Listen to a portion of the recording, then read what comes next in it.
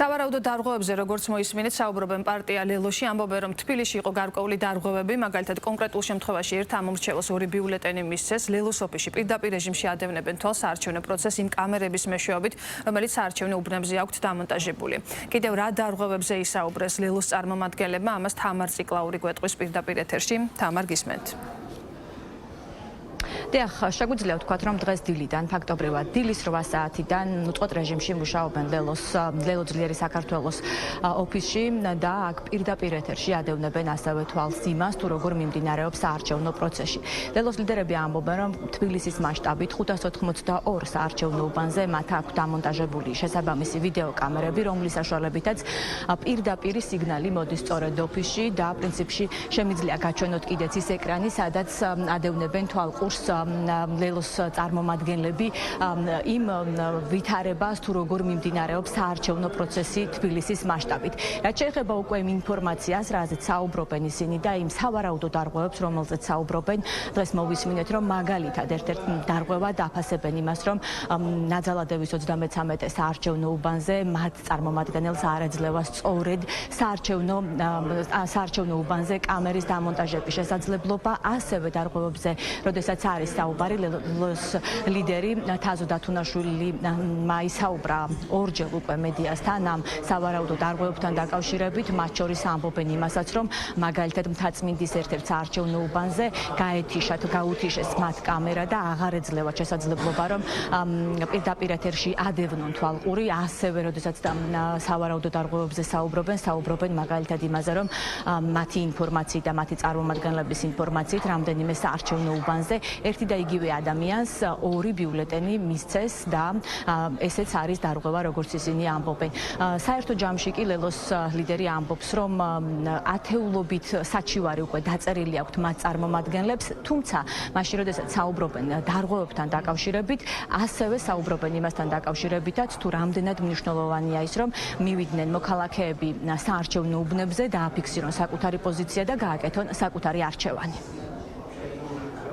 განსაკუთრებულად მძიმე შემთხვევები ამ მომენტისთვის, რაც ფიქსირდება თან ამ შემთხვევების სისტემურობა, ეს არის თბილისში 51 უბანი, სადაც გაიცა 2 ბიულეტენი. რის გამოც დაიწერა საჩივარი.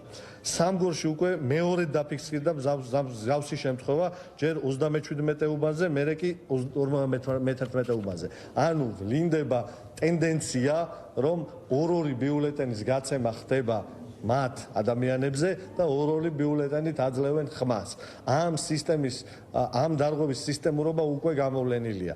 აგრეთვე აუღებელ ციხესიმაგრედ რჩება ნაძალადევის 33 უბანი, სადაც ჩვეულებრივი კრიმინალური სინდიკატი მოქმედებს ვინმე ნოზაძის ხელმძღვანელობით, რომელიც ახლა ამ უბანს ხელმძღვანელობს და აბსოლუტურად ყველა დანაშაულისთვის იქნება პასუხისგებაში მიცემული ეს ადამიანი, ეხავე მინდა ვთქვა, არ გვაძლევენ საშუალებას კამერის სწორად დაყენების და გამოვლინდა ის, თუ რის გამო არის ეს ზეწოლა და რის გამო არ უნდათ რომ კამერა იდგეს, გამოვლინდა რამოდენიმე შემთხვევა ადამიანებს, რომლებიც იქ შევიდნენ და მერე სახის დაფარებით უკან გამოვიდნენ, რაც მიანიშნებს იქითკენ, რომ იქ კარუსელი ტრიალებდა. ისე გამწარებული ებრძვის ეს ქალბატონი კამერას, აი ახლა ლაივში ხედავთ ამ კამერას. თქვენ ეს კომისიის თავმჯდომარე, იმიტომ რომ იქ დაორგანიზებული ჰქონდათ სავარაუდოდ კარუსელი, გარეთაც გვაქვს ამის შესახებ კადრები და ტელევიზიებს ეს კადრები აუცილებლად მიეწოდება. მე როგორც მომდის ინფორმაცია გვერდზე მარჯვენა კუთხეში დაინახავთ, აგრეთვე პრობლემური უბანი არის მთაწმინდის 58 საშუალო სკოლაში უბანი, სადაც ჩვენი კამერა უბრალოდ გამორთეს.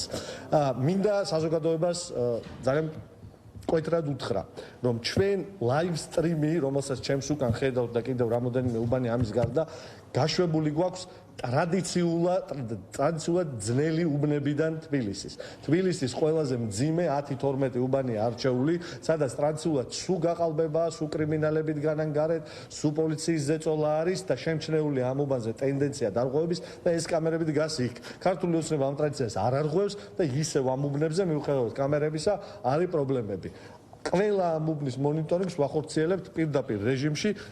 აგრეთვე იწერება ეს ყველაფერი და არც ერთი დარღვევა რეაგირების გარეშე არ რჩება. თბილისის მასშტაბით უკვე ათეულობით საჩივარია დაწერილი სხვადასხვა სიმძიმის ფაქტებზე. აგრეთვე საჩივრები იწერება რეგიონებში. მიმდინარეობს საარჩევნო უბნებთან პირდაპირ ამორჩევლის მოსყიდვა. ასეთი კონკრეტული ფაქტები გვაქვს უკვე. მაგალითად, ბათუმში, ფიროსმანის ქუჩაზე მე-15 უბანში არის ჩამომდგარი პირდაპირ საარჩევნო უბანთან სამარშრუტო ტაქსი, რომლიდანაც არიგებენ ფულს. აგრეთვე მსგავსი შემთხვევა ზუსტად იდენტური უბნებთან ფულის დარიგების არის დაფიქსირებული მუხიანში, გლდანის 75 და 62 საარჩევნო უბნებზე. აქაც დავაფიქსირეთ ფაქტი ფულის დარიგების. ნაძალადევის ოლქზე უკვე მოგახსენეთ და 33 უბანზე, რომელიც განსაკუთრებით მძიმე არის. ლელო ძლიერი საქართველოს ოფისში ჯერჯერობით არ გამოჩენილა თავად ლელო ძლიერი საქართველოსა და გიორგი კახარიას საქართველოსთვის პარტიების ერთობლივი თბილისის მერობის კანდიდატი ირაკლი კუპრაძე, აქ ასევე არ დაგვინახავს მამუკა ხაზარაძე და ბადრი ჯაფარიძე, თუმცა ოფისში დილიდან იმყოფებიან პარტიის სხვა წევრები, რომლებიც როგორც უკვე გითხარით, პირდაპირ რეჟიმში ადევნებენ თვალყურს იმ პროცესს, თუ როგორ მიმდინარეობს საარჩევნო პროცესი, სწორედ თბილისის მასშტაბით, ვინაიდან თბილისში 582 საარჩევნო უბანზე ლელოს დამონტაჟებული აქვს სპეციალური ვიდეო კამერები. მადლობა, ეს იყო თამარ ციკლაური პირდაპირ ეთერში.